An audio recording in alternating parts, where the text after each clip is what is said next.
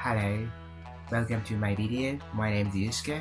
I was born and raised in Japan. When I was younger, I was not interested in English.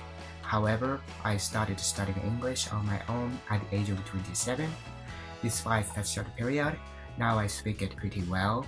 So I'm happy to share how I've improved my speaking skill with you guys, especially pronunciation, like phonetic symbol and intonation and linking. So if you're committed to studying hard, I promise to improve your English skills. By the way, do you like movies? I learned a ton of useful and natural phrases from movies like this. If you want to learn English with movies, I'll help you. So yeah, let's talk about your favorite movies. Bye.